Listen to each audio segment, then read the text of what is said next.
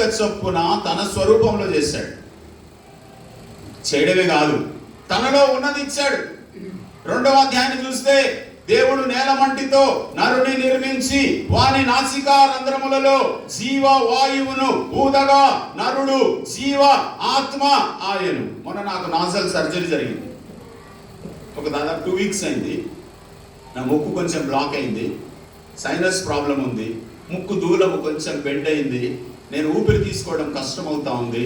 అందుకని నేను డాక్టర్ గారి దగ్గరికి వెళ్తే డాక్టర్ గారు సిటీ స్కాన్ అవన్నీ చేసి మీకు సర్జరీ చేయాలి ముక్కులు అన్నారు. ఓకే, నేను చేయించుకుంటానని చెప్పి సర్జరీకి వెళ్ళాను. ఆ రోజు నాకు సర్జరీ చేశారు.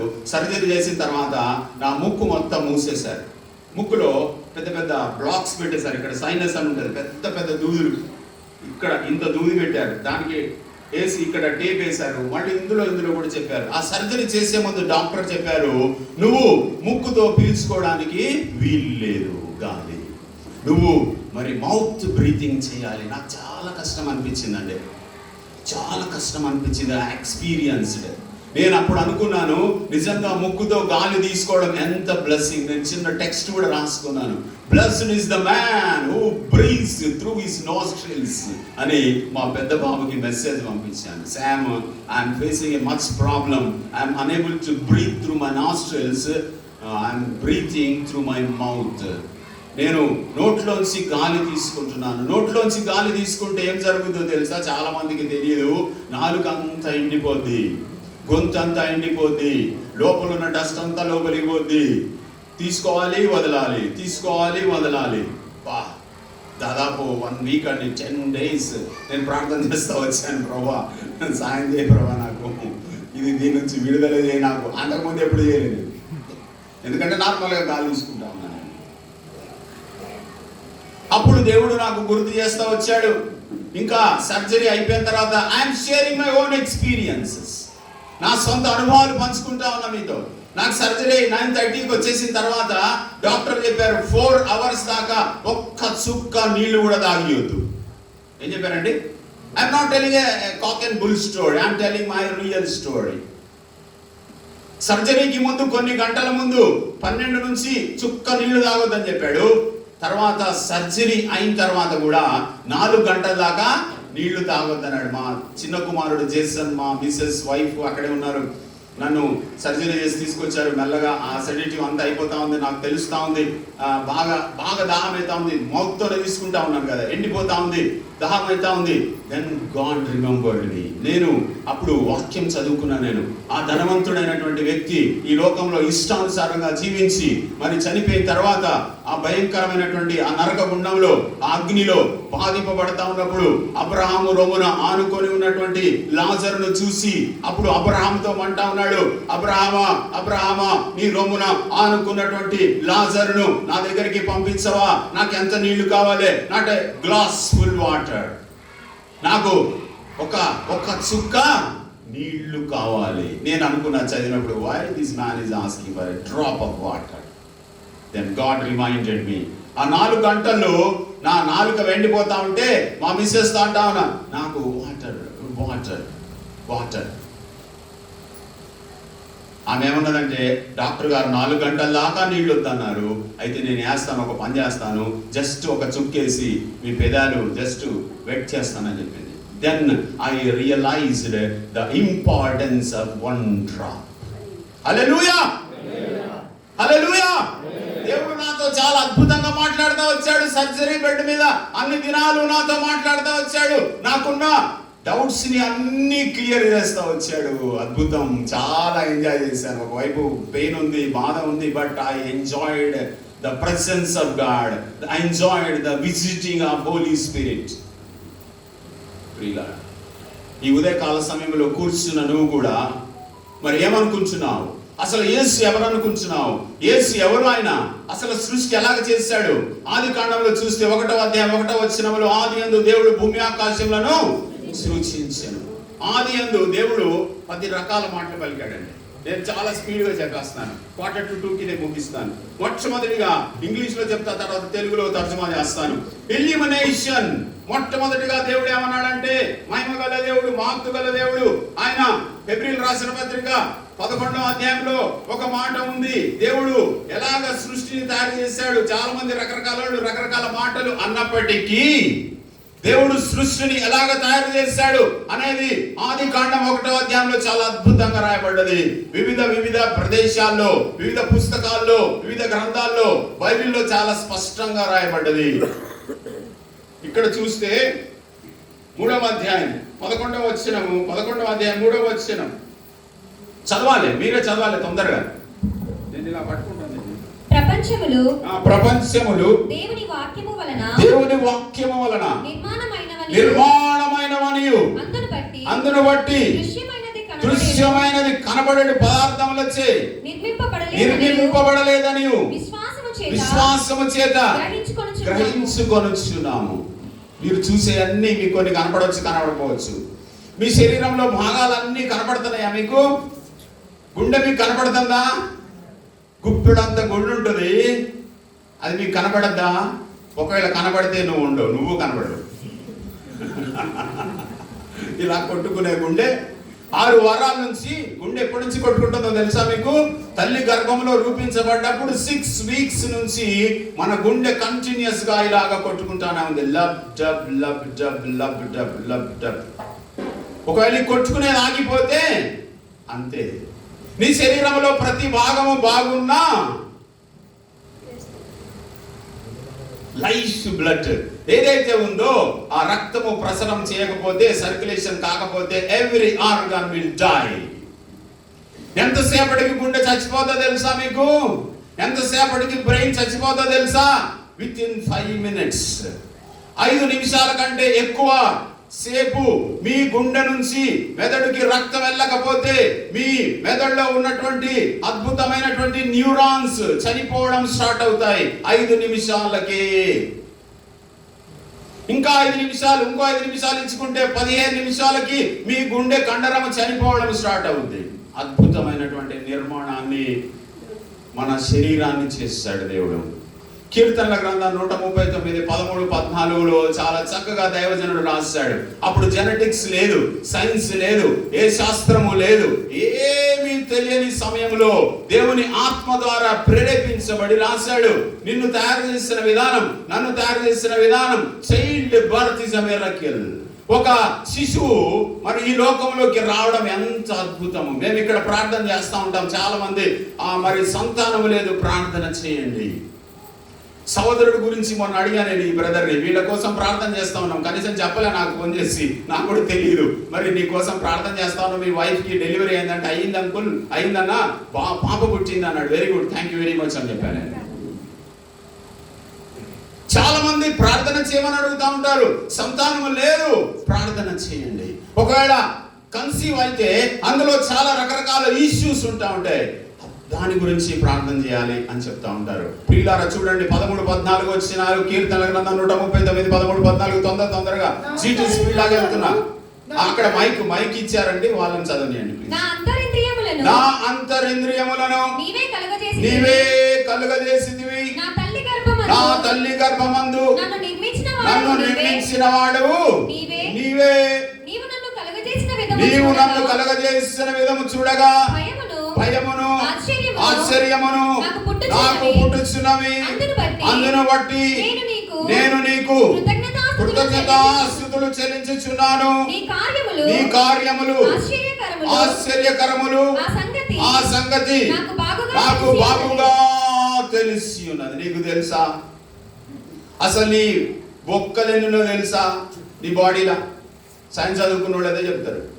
నీ శరీరంలో ఎన్ని కణాలు ఉన్నాయో తెలుసా? నీ ఎండుకలు ఎన్నున్నాయో తెలుసా? తలకాయ దూకునేటప్పుడు ఊడిపోతే. God is so concerned. ఎందుకని చెప్తున్నానంటే ఈ సమస్త సృష్టిని దేవుడు మహత్తుగల మాట ద్వారా చేశాడు. జస్ట్ మాట్లాడాడు. దేవుడు వాక్యమై ఉన్నాడు ఆయన. ఇక్కడ చూస్తే మొట్టమొదటిగా దేర్ షల్ బి లైట్ అన్నాడు, వెలుగు కలుగునుగాక అన్నాడు. ఇవన్నీ చెప్పడానికి సమయం లేదు, లేకపోతే చెప్పేవాడిని. కానీ ఫస్ట్ God commanded. కమాండ్ అంటే ఆజ్ఞాపించడం. ఒక డ్రిల్ మాస్టర్ అంటాడు, లేచి నిలబడు, లే, స్టాండ్ అట్ ఈజ్, అటెన్షన్ అంటే అందరూ అటెన్షన్ ఉండాలి. మిలిటరీ లో చూశారు కదా పరేడ్, గట్టిగా మాట్లాడతాడు, అటెన్షన్, అటెన్షన్ కావాలి. మీకు అర్థం కావడానికి చెప్తాను. అట్లా కమాండ్ చేశాడు, లెట్ దేర్ బి లైట్ అన్నాడు. అంతే, దేర్ వాస్ లైట్.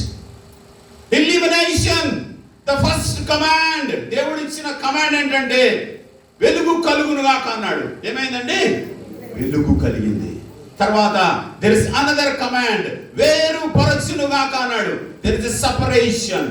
ఇంకా మేనిఫెస్టేషన్, ఇది మొలిపించునుగాక అన్నాడు. తర్వాత ప్రొడక్షన్, భూమి అది ఇచ్చునుగాక అన్నాడు. తర్వాత ఇండికేషన్, లైట్లు కలుగునుగాక, వెలుగు మరి జ్యోతులు కలుగునుగాక అన్నాడు. ఇండికేషన్. ఇంకా చూసినట్లయితే మల్టిప్లికేషన్, అవి ఒకదాని ఒకటి ఎక్కువ కావాలన్నాడు. రీప్రొడక్షన్, భూమి నిండించి నింపునుగాక అన్నాడు. ఐడెంటిఫికేషన్, మన స్వరూపము చొప్పున మన పోలిక చొప్పున నరులను. ఐడెంటిఫికేషన్, దేవుడు అక్కడే ఐడెంటిఫికేషన్ చేశాడు. తర్వాత బెనెడిక్షన్, దేవుడు వారిని ఆశీర్వదించి మీరు భూమిని మీరు నిందించండి, అభివృద్ధి చెందండి, 5-fold బ్లెస్సింగ్స్ ఇచ్చాడు అక్కడ. తర్వాత సాటిస్ఫాక్షన్, వారిని తృప్తిపరిచాడు. ఈ అన్ని కమాండ్స్ అన్ని చేసిన దేవుడు మనిషి దగ్గరకు వచ్చేసరికి మనం చూసాం, మనిషి యొక్క నిర్మాణం చాలా సంక్లిష్టమైనది. It is intricate design. దాదాపు మెడిసిన్ లో 20 సబ్జెక్టులు చదువుతారు. 20 స్పెషాలిటీస్ ఉంటాయి. ఒక మెడిసిన్ చేసి బయటికి రావాలంటే స్టూడెంట్ 20 రకాలుగా చదవాలి. ఎనాటమీ చదవాలి, ఫిజియాలజీ చదవాలి, చాలా చదవాలి. ఇది చేసిన తర్వాత ఇంకా మరి పీజీ చేస్తాడు. పీజీలో స్పెషాలిటీ చేయాలి, ఇంకా దాంట్లో సూపర్ స్పెషాలిటీ చేయాలి, ఇంకా దాంట్లో ఇంకా ఇంకా ఇంకా ఇంకా ఇంకా ఒక్క కన్నుగుడ్డు ఉంటే ఆ కన్నుగుడ్డులో రెటీనా గురించి స్పెషాలిటీ చేసిన ఆయన ఓన్లీ రెటీనానే చూస్తాడు, మొత్తం గుడ్డు అంతా చూడడు. చాలా క్లిష్టమైనటువంటి నిర్మాణం కలిగి ఉన్నటువంటి మన శరీరాన్ని ఎవరు తయారు చేశారు? దానికదే తయారు కాలేదు, దేవుడు తయారు చేశాడు. తన పోలిక చొప్పున తయారు చేశాడు. దేవుడు సమస్త సృష్టిని ఆజ్ఞ ద్వారా తయారు చేశాడు. కానీ మనిషి దగ్గరకు వచ్చేసరికి నేల మట్టితో నరుని నిర్మించి నాసికా రంధ్రములలో దేవుడు ఇలాగన్నాడు. మీకు అర్థం కావడం చెప్తున్నాను. ఇలాగ బొమ్మను చేసి ఆ బొమ్మలో నాసికా రంధ్రములలో తన మూతిని పెట్టి ఏం చేశాడు?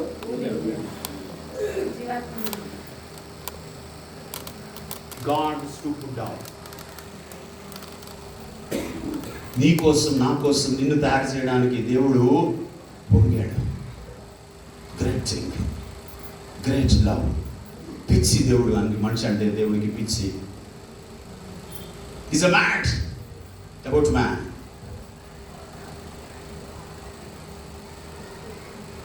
మనిషిలో అందుకే చాలా చాలా చాలా తక్కువైన దాంతో మనిషిని తయారు చేశాడు. తక్కువైంది ఏంటి అంటే మట్టి. యాడమ్ అనే పదానికి అర్థం ఏంటంటే నల్ల బంక మట్టి. ఆదాం అనే పదానికి అర్థం ఏంటంటే గ్రీక్, హీబ్రూ భాషల్లో వాటి మీనింగ్స్ ఉంటాయి. వాటిని చదివితే ఇంకా బైబిల్ చక్కగా అర్థమవుతూ ఉంటుంది. ప్లీజ్ ఇక్కడ చదువుకున్నటువంటి వాళ్ళు మీరు కూడా అలాగ ట్రై చేయండి వాక్యం చదవడానికి, లోతైన అనుభవాలు, లోతైన విషయాలు తెలుసుకోవడానికి. ఎర్ర బంక మట్టి. ఆదాం అంటే మట్టితో దేవుడు తయారు చేసి అందులో హైయెస్ట్ది పెట్టాడండి. ఎవరి దగ్గర నుంచి వచ్చింది అది? ఆయన దగ్గర నుంచి వచ్చింది. అందుకే మనిషిలో ఉన్నది చాలా లోయెస్ట్తో తయారు చేసి చాలా విలువైంది. ఎవరి దగ్గర దొరకనిది మనిషిలో పెట్టాడు. అది ఏంటంటే దేవుని ఆత్మ. నరుడు జీవ ఆత్మ ఆయన. ఇప్పుడు అర్థమైందా మీకు? అందుకే మనిషి ఎప్పుడు ఏం చేస్తూ ఉంటాడు? కిందకే చూస్తూ ఉంటాడు. అందుకే అపోస్తలుడైన పౌలు అంటాడు కొలొస్సీయులకు రాసిన పత్రికలో, మీరు క్రీస్తుతో కూడా లేపబడిన వారైతే మీరు ఎక్కడ చూడండి అయ్యా? పైనున్న వాటినే చూడండి. పైన ఎవరున్నారు? ఆకాశమందు దేవుడు ఉన్నాడు. కీర్తనల గ్రంథం 115వ అధ్యాయంలో 2-3 వచనాల్లో, మాకు కాదు యెహోవా, మాకు కాదు, నీ కృపా సత్యములను బట్టి నీ నామమునకే మహిమ కలుగునుగాక. వారి దేవుడేడి అని అన్యజనులు ఎలాగూ చెప్పుకొందురు? మా దేవుడు ఆకాశమందున్నాడు, తనకు ఇచ్చకు వచ్చినట్లు చేయుచున్నాడు. హల్లెలూయా. You cannot ask the God. You cannot question the God. You cannot question why God, why. There is a question. ప్రపంచం మొత్తంలో ఒక బిగ్ కేక వినపడతా ఉంది. ఎందుకు ఎందుకు ఎందుకు ఎందుకు ఇంత అన్యాయం జరుగుతూ ఉంటే దేవుడు చూస్తా ఎందుకు ఊరుకుంటున్నాడు? ఇంత భయంకరంగా అవుతా ఉంటే దేవుడు ఎందుకు ఊరుకుంటా ఉన్నాడు? ఒక 8 రోజుల అమ్మాయి హార్ట్ ప్రాబ్లంతో చచ్చిపోద్ది. ఒక 80 సంవత్సరాల ముస్లాం ఇంకా వంగిపోయి కర్రతో నడుస్తూ ఉంటది. Why? There is a big cry. నువ్వు కూడా అనుకుంటా ఉంటావు చాలా సందర్భాల్లో, చాలా నిరాశ నిస్పృహలోకి లోనైపోయి నేను ఎందుకు పుట్టాను అసలు? ఎస్, అదే టర్నింగ్ పాయింట్. అదే టర్నింగ్ పాయింట్.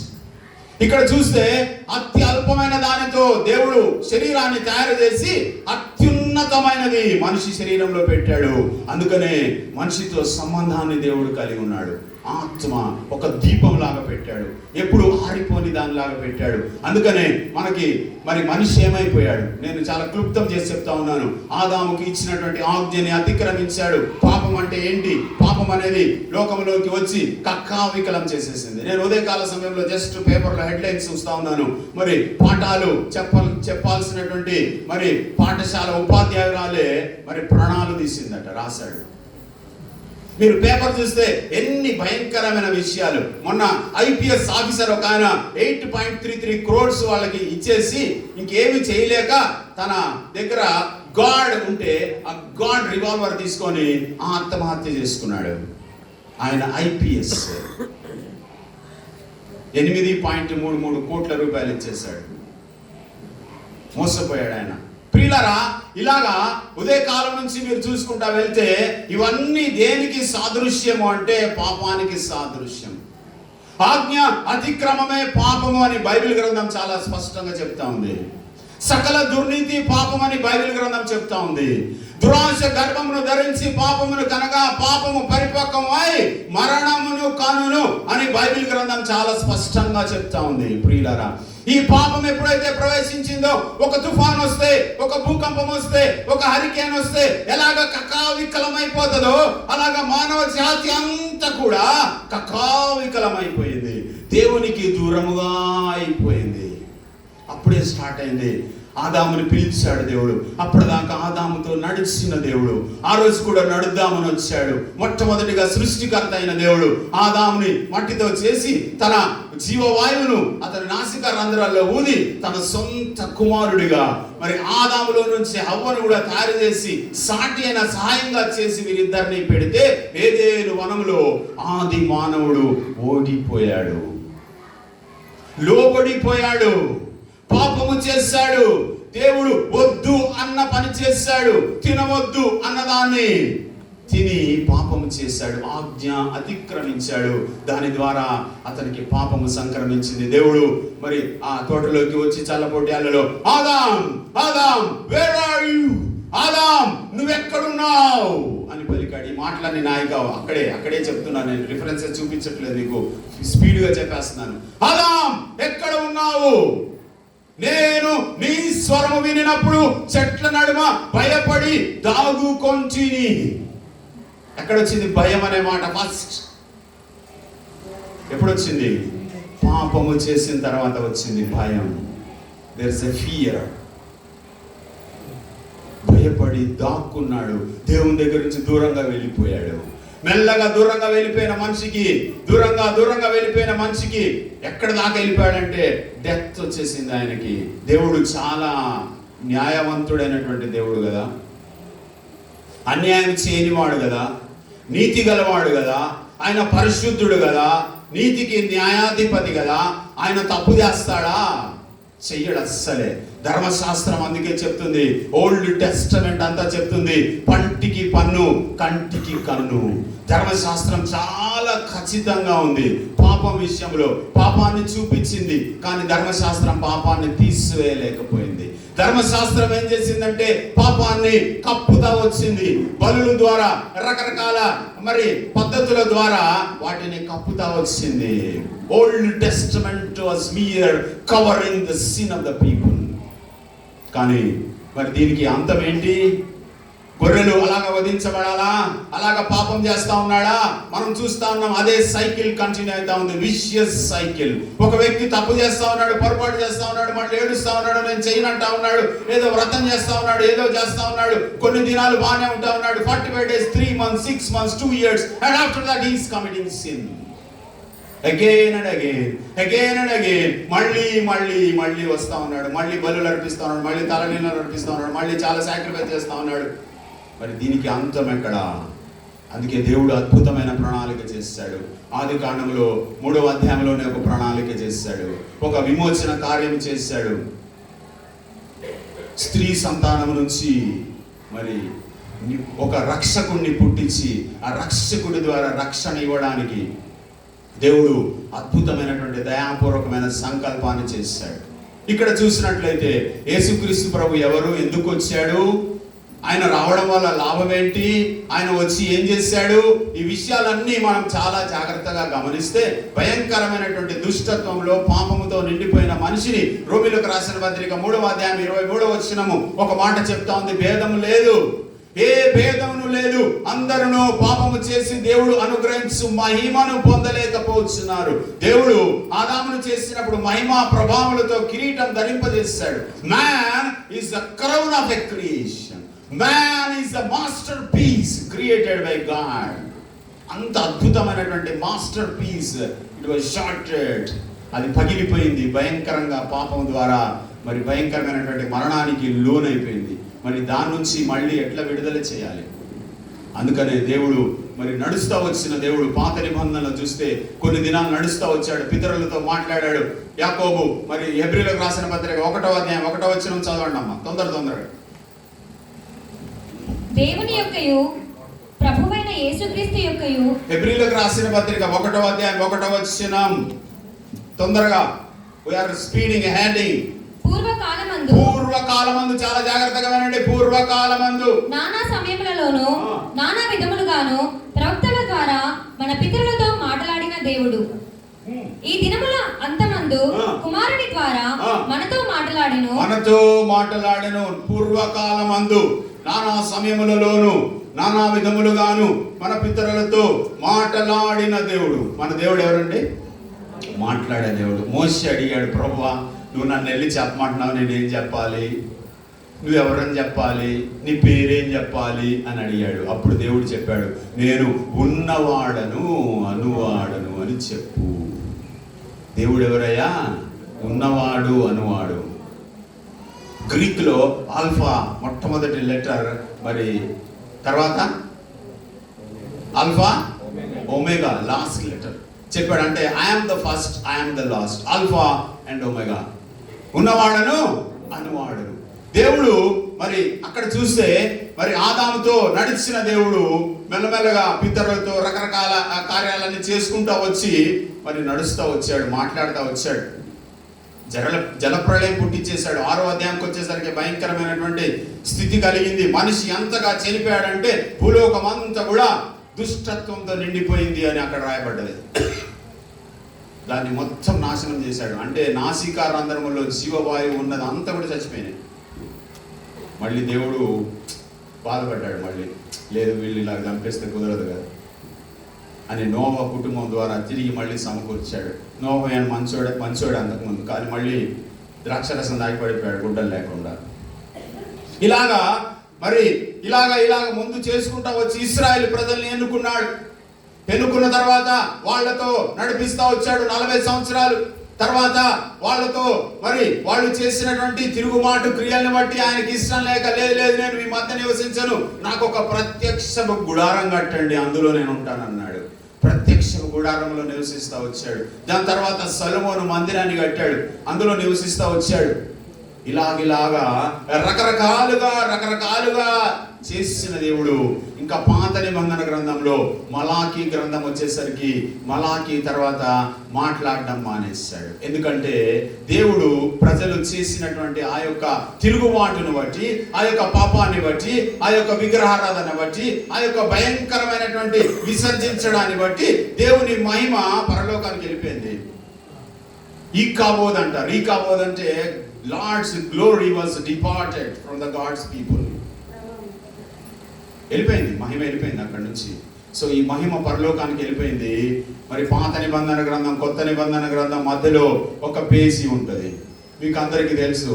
చూడండి, బైబిల్ తీసి చూడండి. ఈ పేజీ యొక్క మరి ఏజ్ ఎంతంటే దాదాపుగా 400 సంవత్సరాలు మధ్యలో. పాత నిబంధన గ్రంథం, కొత్త నిబంధన గ్రంథం మధ్యలో 400 సంవత్సరాలు దేవుడు మాట్లాడడం మానేశాడు. God was silent. Practically he is not in silent mode, but he was preparing the world for arrival of his son. ప్రపంచం మొత్తము చంద్రమండలం మీదకి మనిషిని పంపినప్పుడు ఆసక్తితో ఎదురు చూస్తా ఉంది. ఆల్డరిన్, తర్వాత నీల్ ఆర్మ్స్ట్రాంగ్ అనేవాళ్ళు ఒక మరి అంతరిక్ష నౌకలోకి వెళ్ళారు. వెళ్ళి మెల్లగా చంద్రమండలంకి వెళ్ళింది. మొట్టమొదటిగా ఆ చంద్రమండలం మీదకి దిగి ఆ చంద్రమండలం మీద కొన్ని అడుగులు వేశాడు. నీల్ ఆర్మ్స్ట్రాంగ్ అని ఆయన తను రాశాడు. అప్పుడు నీల్ ఆర్మ్స్ట్రాంగ్ అని అందరూ అన్నారు, అబ్బా అద్భుతము, చంద్రమండలం మీదకి వెళ్ళి నువ్వు నడవడం చాలా అద్భుతం. అంటే నీల్ ఆర్మ్స్ట్రాంగ్ రెగ్యులర్ గా బైబిల్ చదివేవాడు. నీల్ ఆర్మ్స్ట్రాంగ్ దేవుని యందు భయభక్తులు కలిగిన వాడు. ఆయన ఏమన్నాడంటే, నేను చంద్రమండలం మీద నడవడం గొప్ప కాదు, కానీ మనుషులందరినీ ప్రేమించి మహిమగల దేవుడే మన భూలోకానికి యేసుక్రీస్తు ప్రభుగా వచ్చి దర్శించడమే గొప్ప సంఘటన, గొప్ప భాగ్యము, గొప్ప అదృష్టం అని నీల్ ఆర్మ్స్ట్రాంగ్ స్టేట్మెంట్ ఇచ్చాడు.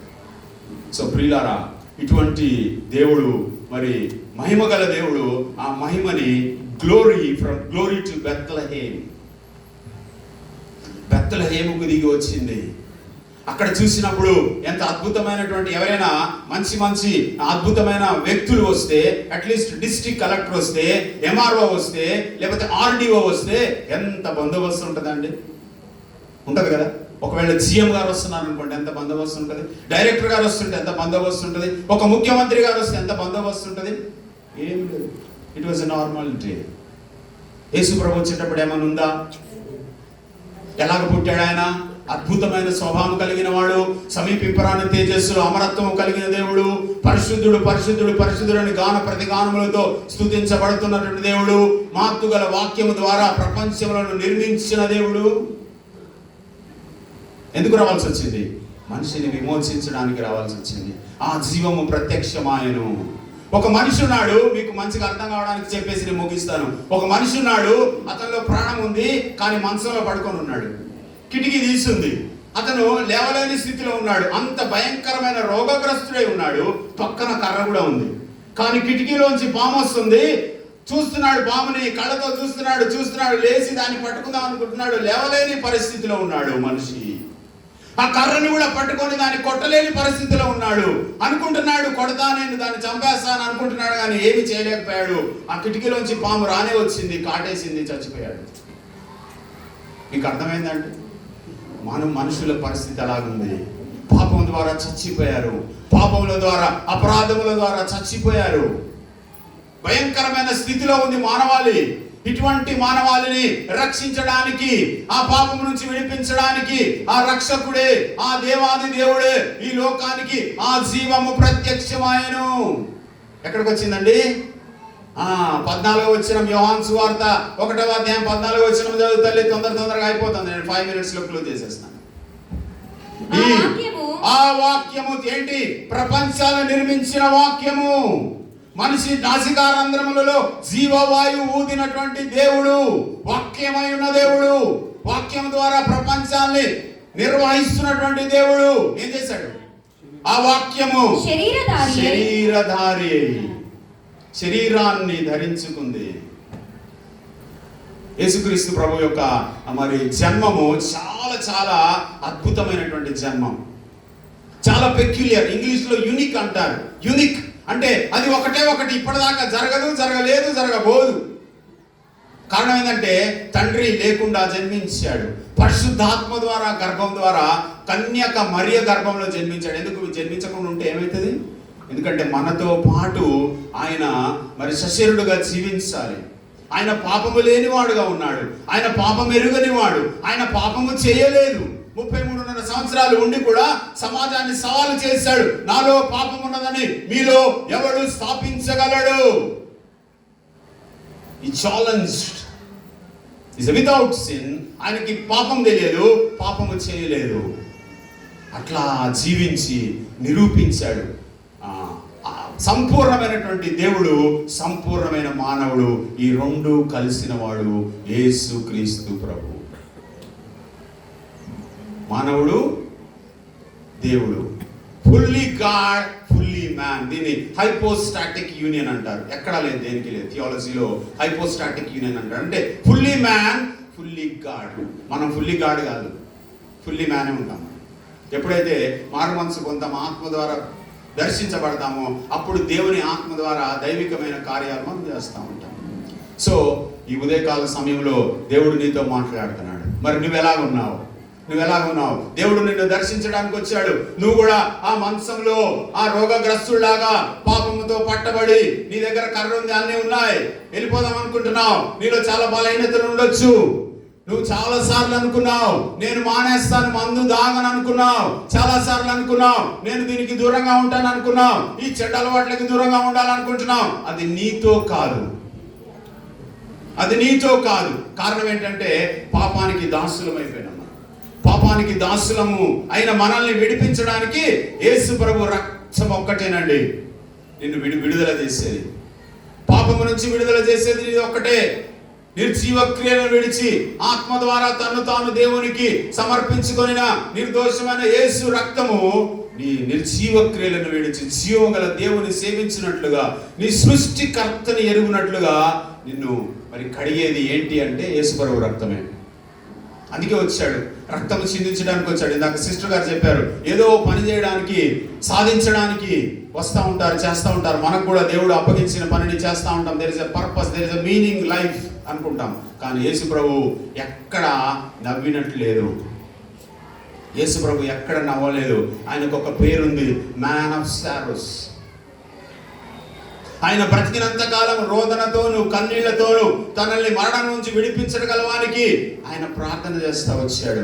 విధేయత నేర్చుకున్నాడు. ఆయన అద్భుతమైనటువంటి జీవితాన్ని జీవించాడు. ఎంతో మాదిరికరమైన జీవితాన్ని జీవించాడు. తగ్గించుకున్నవాడుగా ఉన్నాడు. శిష్యుల పాదాలు కడిగాడు. ఇంకా వేరే మాదిరి ఏది ప్రపంచంలో లేదు. మాదిరి ఎవరంటే యేసుక్రీస్తు ప్రభువారే గొప్ప మాదిరి. ప్రార్థనలో ఎవరు మాదిరి? ప్రేమించడంలో ఎవరు మాదిరి? క్షమించడంలో ఎవరు? అన్నిటిలో ఆయనే మాదిరి.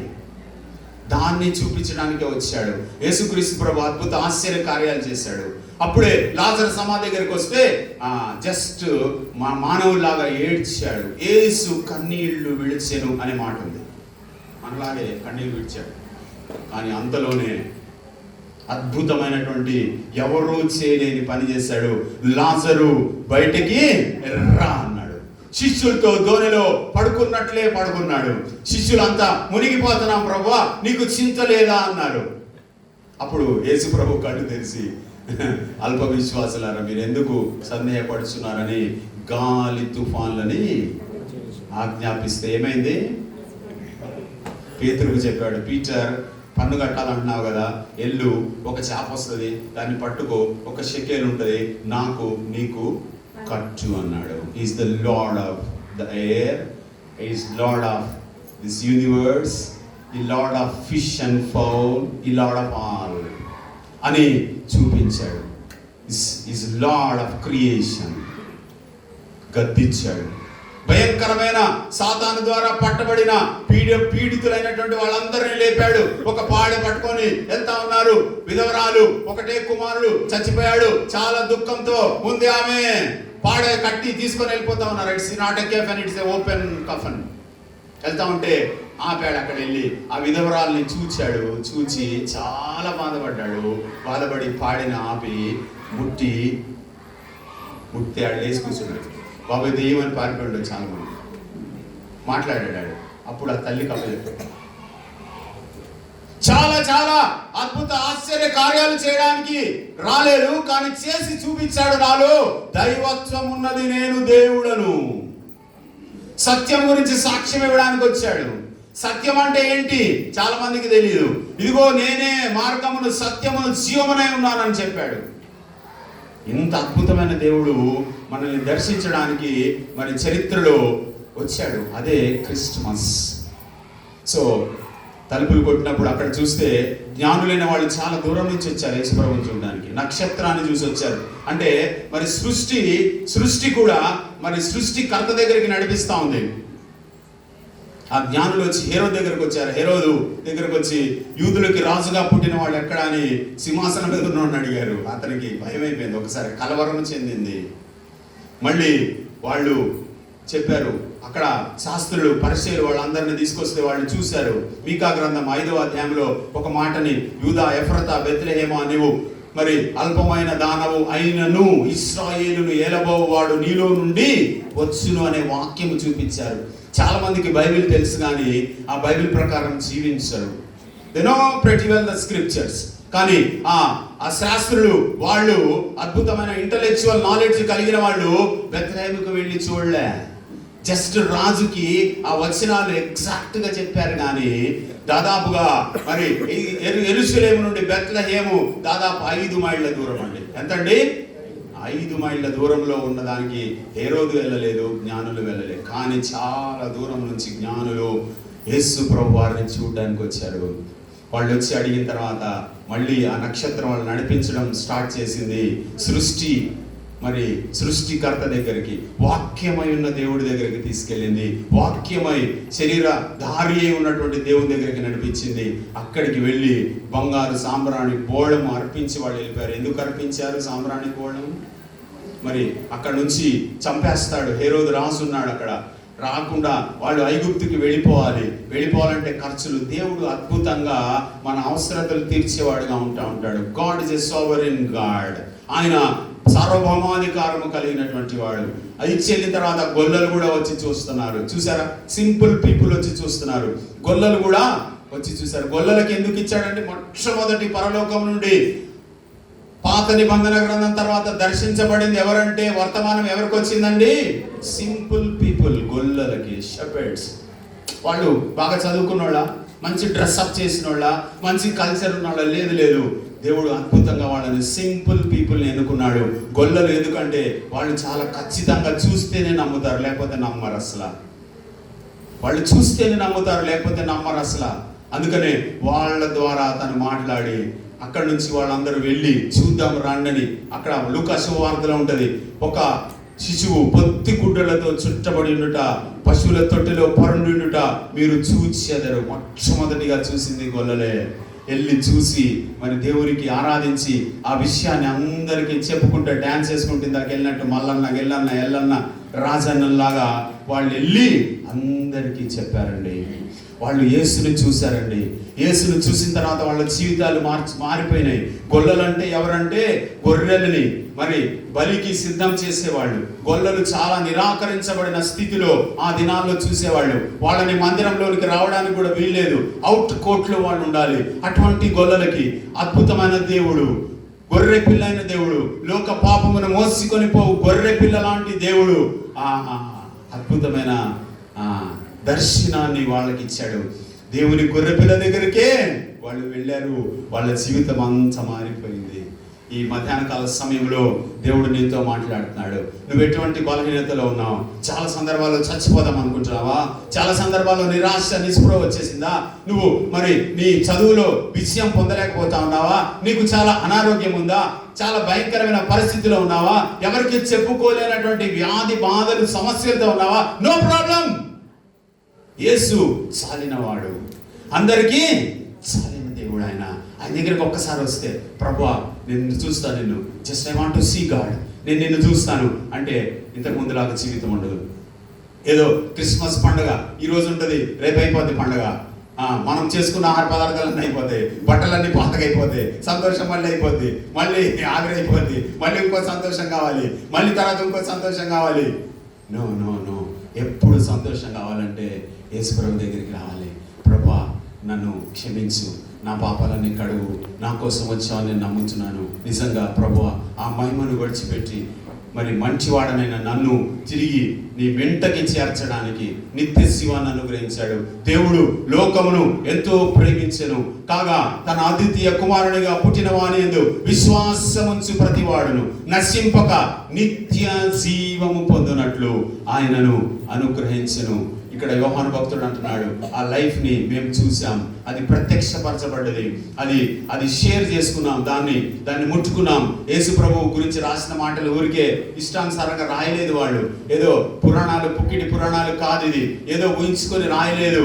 ఆయనతో ఉండి సమయాన్ని గడిపి రాసినటువంటి మాటలు. ప్రియులారా, మేము ఏది నిదానించి కనుగొంటిమో, ఏది చూచితిమో, ఏది కనుగొంటిమో, ఏది తాకితిమో దాని గురించే మీకు రాస్తున్నాం. కాకపోతే వాళ్ళకి ఆ ఛాన్స్ ఉంది, ముట్టుకున్నారు, మనకు ఆ ఛాన్స్ లేదు. కానీ మనం విశ్వాసంతో నమ్మాలి, విశ్వాసంతో నమ్మాలి. తోమా యేసు ప్రభు చనిపోయి పునరుత్థానుడైన తర్వాత వచ్చాడు. వచ్చినప్పుడు తోమా లేడు. మళ్ళీ తోమా వచ్చాడు. తోమా వచ్చినప్పుడు శిష్యులు చెప్పారు, యేసు ప్రభుని మేము చూసాం, నీకు సమాధానం అగునుగా అని చెప్పాడు. అయితే తోమా అన్నాడు, లేదు లేదు, నేను చూస్తే నేను నమ్ముతానన్నాడు. మళ్ళీ తోమా కోసం దేవుడు వచ్చాడు. తోమా, ఇదిగో నా చేతులు చూడు, నా పక్కలో బల్లె పోటు పడిచినటువంటి దాన్ని చూడు, ఇదిగో చూచి నమ్ము. తోమాతో ఒక మాట అన్నాడు, చూచి నమ్మువారి కంటే చూడక నమ్మువారు ధన్యుడు. విశ్వాసం ద్వారా, కృపచేత మనం రక్షించబడాలి. నువ్వెవరైనా సరే, నీ పరిస్థితి ఏదైనా సరే, నువ్వు ఈరోజు వచ్చినా సరే, నువ్వు ఎటువంటి పరిస్థితిలో ఉన్నా సరే, నువ్వు స్టూడెంట్వా, చిన్న బాబువా, నీకు ఎడ్యుకేషన్లో సక్సెస్ లేదా, చాలా ఫెయిల్ అవుతా ఉన్నావా, చాలా బలహీనతలు ఉన్నా నీ దగ్గర వాటి నుంచి విడుదల పొందలేకపోతా ఉన్నావు, నో ప్రాబ్లం. ఈ మధ్యాహ్న కాల సమయంలో నువ్వున్న చోటే కళ్ళు మూసుకొని, ప్రభువా నువ్వు నా కోసం వచ్చావు, నేను కూడా ఆ రోగిలాగా ఆ కిటికీ దగ్గర నుంచి పాము వస్తుంటే దాన్ని నేను చూడలేకపోతా ఉన్నా, విషసర్పము కర్ర ఉంది కానీ కొట్టలేకపోతా ఉన్నా, ప్రభువా నాకు సహాయం చేయి, నాకు అనుగ్రహించు, నా పాప నుంచి నాకు విడుదల చేయి. రండి పాస్టర్ గారు, చిన్న ప్రార్థన చేద్దరు కానీ రండి. నాకు విడుదల దయచేయి ప్రభువా, నేను ఒప్పుకుంటున్నాను ప్రభువా, నా పొరపాట్లన్నీ ఒప్పుకుంటున్నాను, ఈ క్రిస్మస్ దినాన పొరపాట్లన్నీ, తప్పులన్నీ నేను ఒప్పుకుంటున్నాను, దయతో నన్ను క్షమించు ప్రభువా, నీ రక్తములకు అడుగు ప్రభువా, నా కోసమే సశరీరుడుగా వచ్చావు. యేసు అనే మాటకి తన ప్రజలను తానే పాపముల నుండి విడిపించువాడు. ఈ ప్రపంచంలో ఎవరు లేరండి పాపాల నుంచి విడిపించేవారు చెప్తుండొచ్చు, కానీ ఆయన అద్భుతమైన జీవితాన్ని జీవించి మరి ఆకాశానికి భూమికి మధ్య వేలాడి సమాధి చేయబడి దాని మీద విజయం సాధించి, మరణము ముళ్ళు విరిచి సమాధి మీద విజయం సాధించి తిరిగి పునరుత్థానుడుగా పరలోకానికి వెళ్ళిన దేవుడు నిన్ను విడిపించగలడు. ఈ లోకంలో ఉన్నప్పుడు పాపం నుండి విడుదల, సంతోషము, ఆ భయంకరమైన శిక్షావిధి లేకుండా మరి ఈ లోకంలో సంతోషంగా జీవించవచ్చు. కష్టాలు, ఇబ్బందులు, ఇరుకులు ఉన్నా సంతోషం ఉంటుంది నీ జీవితంలో. చనిపోయిన తర్వాత కూడా ఆయన రాజ్యంలో ఉంటాం. మనం దివారాత్రులు ఆయనని సేవిస్తాం, పూజిస్తాం, స్తుతిస్తాం.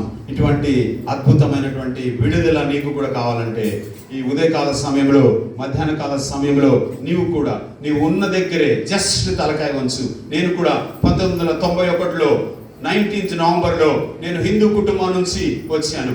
నా పూర్తి పేరు గంట వెంకట నాగేంద్ర విజయ్ కుమార్. యేసుక్రీస్తు మన దేవుడు కాదు, వేరే దేశం నుంచి ఇంపోర్ట్ చేయబడిన దేవుడు.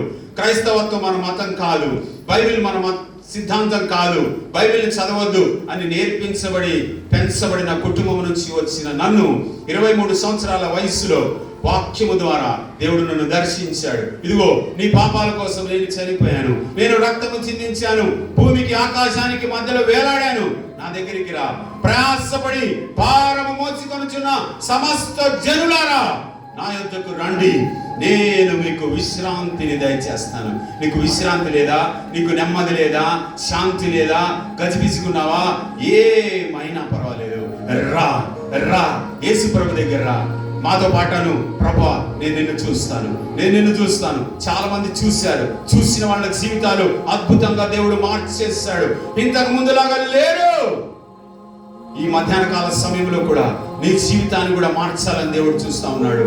కాగా పాతవి గతించెను, కాగా ఎవడైనా క్రీస్తు నందునేడలా, ఇదిగో పాతవి గతించెను, సమస్తమును క్రొత్తవాయెను అని బైబిల్ గ్రంథం చెప్తా చెబుతా ఉంది, నీ పాపాలు భయంకరంగా ఉన్న యేసు రక్తము పాపాలని కడిగి శుద్ధీకరిస్తుంది, నిన్ను పరిశుద్ధినిగా చేస్తుంది, నిన్ను తనకి ఇష్టమైన వాడిగా చేస్తుంది, తన కుమారుడిగా తన కుమార్తెగా నేను దేవుడు తయారు చేయబోతా ఉన్నాడు. ఈ అద్భుతమైన అవకాశం ఇచ్చాడు. తెలియదు, మనకి ఏమవుతామో తెలియదు, మనం ఎప్పుడు చనిపోతామో తెలియదు, ఎలాగుంటామో తెలియదు. ప్రభువా నన్ను జ్ఞాపకం చేసుకో, నన్ను క్షమించు ప్రభువా, నేను ఇంతవరకు నీకు దూరంగా ఉన్నాను, పాపం చేసి దూరంగా ఉన్నాను, మరణానికి పాత్రనైపోయాను. ప్రభువా నా కోసం నువ్వు జీవించావు, ఈ లోకానికి వచ్చావు, దర్శించావు, బెత్లెహేముకు వచ్చావు, పశువుల తొట్టిలో పరున్నావు. ప్రభువా నీవు కల్వరి శిలువ మీద రక్తము చిందించావు, నన్ను విడిపించు, నాకు విడుదల దయచేయి, నాకు ప్రభువా నెమ్మదిని దయచేయి అని మధ్యాహ్న కాల సమయంలో నీ తలలు వంచి కళ్ళు మూసుకొని యథార్థమైన మనస్సుతో ప్రార్థన చేయి. ఈ వేరే క్రిస్మస్ లాగా ఈ రోజు ఉండదు. చాలా అద్భుతమైన విడుదల దేవుడు నీకు దయచేయబోతా ఉన్నాడు, నీకు దయచేయబోతా ఉన్నాడు. కళ్ళు మూసుకో, ప్రార్థన చేసుకో, ఈ రోజు అంతా ప్రార్థన చేసుకో, దేవునితో సహవాసం కలిగి ఉండు, సన్నిహితమైన సంబంధం కలిగి ఉండు. అలాగా యోహాను రొమ్మున ఆనుకోగలిగినటువంటి సన్నిహితమైన సంబంధాన్ని దేవుడు ఈ మధ్యాహ్న కాల సమయంలో నీకు కూడా ఇవ్వబోతా ఉన్నాడు. We have an intimate and dynamic relationship with your Savior. నిన్ను సృజించిన సృష్టికర్తతో అనుసంధానం కావాలి, ఆయనతో నువ్వు మాట్లాడాలి, ఆయనతో ఐక్యత కలిగి ఉండాలి. దానికోసమే వచ్చాడు యేసుప్రభు, దానికోసం వచ్చాడు. పిలుస్తున్నాడు, దినమెల్లా చేతులకు సాచి లోబడవల్లని ప్రజలని పిలుస్తా ఉన్నాడు. నీవు ఇంతకుముందు వినుండొచ్చు, రా పిలుస్తున్నాడు, రా ప్రియమైన బిడ్డ నా దగ్గరికి రా, రా నేను నీకు అద్భుతం చేస్తాను, నీ జీవితంలో నీ జీవితాన్ని మార్చేస్తాను, నీ బ్రతుకుని మారుస్తాను. ప్రార్థన చేయండి, ప్రార్థన చేయండి, కళ్ళు మూసుకొని విశ్వాసులైతే ప్రార్థన చేయండి. వాక్యము వాళ్ళకి తాకేటట్టుగా ప్రార్థన చేయండి, వాక్యం ద్వారా మండించబడేటట్టుగా ప్రార్థన చేయండి, వాక్యం ద్వారా దర్శించబడేటట్టుగా ప్రార్థన చేయండి. వాక్యము వారిలో అద్భుతమైన కార్యము జరిగించి పాపమును పారద్రోలున్నట్లుగా ప్రార్థన చేయండి. హల్లెలూయా, హల్లెలూయా, హల్లెలూయా, హల్లెలూయా. మహాపరిశుద్ధ మా తండ్రి, ప్రేమగల దేవ యేసుక్రీస్తు మా ప్రభువా,